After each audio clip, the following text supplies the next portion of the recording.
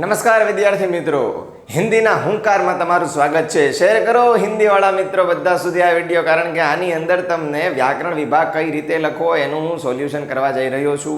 આગળના 10 વિડીયોમાં એનું સોલ્યુશન થઈ ગયું છે. આ 11મો વિડીયો છે તમારા માટે, તો ખાસ ચેનલને સબસ્ક્રાઈબ કરવાનું ના ભૂલશો. બધા મિત્રો સુધી શેર કરો જેથી હિન્દીના વ્યાકરણમાં એમને પૂરેપૂરા માર્ક આવે, કારણ કે હજી હું ઘણી બધી લાઈવ સ્ટ્રીમ પણ કરવાનો છું જે અંત સમયની તમારી તૈયારીઓમાં તમને મદદ કરશે. તો ખાસ જોડાઈ જાઓ અને આ વિડીયોની અંદર છેલ્લે સુધી જોજો. વચ્ચે વચ્ચે જે પ્રશ્ન પૂછું છું એના જવાબ આપતા જજો અને કોમેન્ટ કરી અને તમારા જવાબને વેરીફાઈ કરો. કંઈ ન સમજાય અથવા કંઈ નવું શીખવું છે તો પણ કોમેન્ટ કરી જણાવો. પણ પૂરેપૂરા જ્ઞાનનો આપણે સૌ લાભ લઈશું. ચલો શરૂઆત કરીએ. સૌથી પહેલો જ પ્રશ્ન છે દોસ્તો, કહાવત કા અર્થ સ્પષ્ટ કીજીએ. નાચ ન જાને આંગન ટેઢા. આપણા બહુ ખૂબ પ્રસિદ્ધ, ખાસ કરીને મૂવીઝની અંદર પણ આનો ઉપયોગ થતો હોય છે કે નાચ ન જાને આંગણ ટેઢા. મતલબ નાચવાનું, જો નાચતા ન આવડે ને એટલે શું કહે કે ભાઈ આંગણું વાંકું છે ને એટલે મારે નહીં નાચવું. એમ ફળિયું તો કે ત્રાસું છે. એનો મતલબ કે જેને ન આવડતું હોય ને એના માટે થઈને માણસ છે ને બહાના કાઢતો હોય છે. અપની અસમર્થતા छिपाने के लिए બહાના બનાના. વ્યક્તિ અસમર્થ છે કાર્ય કરવા માટે ત્યારે એ દરેક પ્રકારના બહાનો બનાવતો હોય છે. બાકી જેને જીવનમાં સફળ થવું છે એની પાસે કોઈ જ પ્રકારનું બહાનું નથી. એ માત્ર ને માત્ર પોતાના કાર્ય ઉપર ફોકસ કરે છે અને હંમેશા માટે એ સફળતાને પ્રાપ્ત કરે છે. તો બહાના ન બનાવો દોસ્તો, મહેનત કરો અને ખૂબ સારી મહેનત કરી અને જોઈએ એટલા ગુણ પ્રાપ્ત કરો અને જીવનમાં સફળતા. આગળ વધીએ. શબ્દ સમૂહ કે લીએ એક શબ્દ, સૂર્ય કા પ્રકાશ. અને આપણે જેને કહીએ છીએ ધૂપ, તડકો. સંધિ છોડો તો નીરવ શબ્દની સંધિમાં લોપ થયેલો છે વિસર્ગનો, એટલા માટે બનશે નિહિ વત્તા રવ. એ વિસર્ગનો લોપ થયો છે. સંધિ કો જોડીએ ની વત્તા સેધ. યાદ રાખો, જ્યારે પણ સ જોવા મળે ત્યારે એ સંધિ જોડાતા શ મૂર્ધન્ય થાય છે. નિષેધ. मुहावरे का अर्थ देकर वाक्य में प्रयोग कीजिए. फूला न समाना, અત્યંત પ્રસન્ન હોના. ફૂલા ન સમાના, પેલું નહીં કહેતા વિદ્યાર્થીએ જે તૈયારી કરી હોય એટલે એ જ પ્રમાણે જો પેપર પર પૂછાય તો વિદ્યાર્થી ફૂલો નથી સમાતો, એમ મતલબ ફૂલા ન સમાના. જો પરીક્ષા में अच्छे अंक पाने पर परीक्षार्थी फूला न समाया.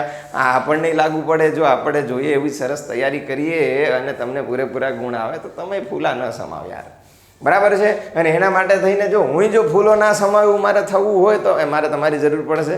તમે જરાક સબસ્ક્રાઈબ અને આમ ક્લિક કરો યાર, આમ જેટલું બને એટલું મેક્સિમમ મિત્રો સુધી શેર કરો ને બધાને. કોઈ સબસ્ક્રાઈબ કરે ચેનલને. ચલો, વિરોધી શબ્દ અધોગતિ.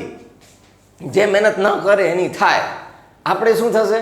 ઉર્ધ્વગતિ થશે, પ્રગતિ થશે, કારણ કે આપણે સૌ મહેનત કરીએ છીએ અને પૂરેપૂરા માર્ક લાવવાના છે. અંદર, बाहर से कोई अंदर न आ सके और अंदर से कोई बाहर न जा सके. अंदर बाहर, बराबर છે. निम्न शब्दों के पर्यायवाची शब्द लिखिए. खर्च, तो खर्चનો પર્યાય એટલે સમાનાર્થી વ્યય. ખર્ચ શું થશે? વ્યય થશે. અને પ્રારબ્ધ, પ્રારબ્ધનો સમાનાર્થી થશે પ્રારબ્ધમ ઉત્તમ જનાન પરિત્યજંતી. પ્રારભ્ય છે, એમાં પ્રારબ્ધ નથી. એ શ્લોક આખો અલગ છે. પ્રારભ્યમ ઉત્તમ જના, પ્રારંભ કરીને. પ્રારબ્ધ જેનું પાવરફુલ હોય એ કાર્યની અંદર બહુ જલ્દી સફળ થાય છે. પ્રારબ્ધ એટલે કે ભાગ્ય, નસીબ. નસીબ કા ખેલ હૈ ये. एक नहीं, પેલાની અંદર આવતું મૂવીની અંદર કે आप क्या करते हो, तो कि मैं लॉटरी का धंधा है. तो लॉटरी बेचने का नहीं, खरीदने का. ये कैसा धंधा हुआ, तो कि नसीब का. लागे तो लागे, नहीं तो ત્યાં સુધી खरीदा करो. शब्दों की भाववाचक संज्ञा लिखिए. फैलना तो फैलाव. रुष्ट, रुष्टि. क्षणे रुष्ट, क्षणे तुष्ट. શબ્દો કી કર્તૃવાચક સંજ્ઞા. સ્થાપના કરવા વાળો હોય એને શું કહેવાય? સ્થાપક. આપણે સ્થાપક શબ્દ સાંભળેલો છે ખૂબ બધો. જે તે કંપનીઓના સંસ્થાપક, સ્થાપક. યા લેન, લેણદાર. લેણું હોય ને, લેણું માથે ઉધારી કરી છે એટલે લેણદાર આવે. એ લેણદાર એ કોણ છે? એ કર્તા છે, એટલે એની કર્તૃવાચક સંજ્ઞા. શબ્દો કી વિશેષણ સંજ્ઞા બનાવો. તાકત, तो भाई जे ताकतवर यह जानवर तो बहुत ताकतवर है तो ये ताकतवर थशे અને દર્દ તો એવું થશે દર્દનાક। समास को पहचानिए तोड़ फोड़। तोड़ फोड़ જ્યારે શબ્દો બેવડાય છે ત્યારે પણ એ તોડફોડ કામકાજ દ્વંદ્વ સમાસ થશે કારણ કે તોડ અને ફોડ કામ અને કાજ આ રીતે અને કે અથવા તોડ ઓર ફોડ બરાબર દ્વંદ્વ સમાસ જ્યાં બંને પદો પ્રધાન। દ્વંદ્વ સમાસનું શું છે બેટા ઉભય પદ પ્રધાન જ્યાં બંને પદો જેટલા પદ છે સર્વપદ પ્રધાન। સર્વપદ પ્રધાન બધા જ પદો જેના મુખ્ય હોય।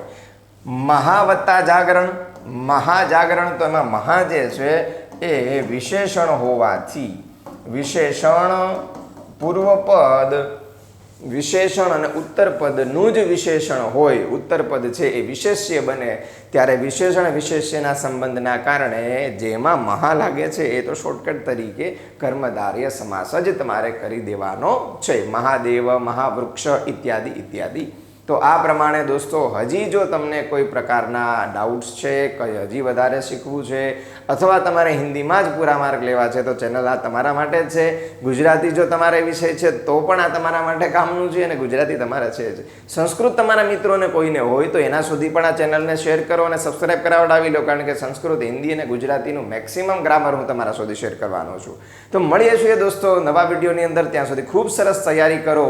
શુભમ ભૂયાત।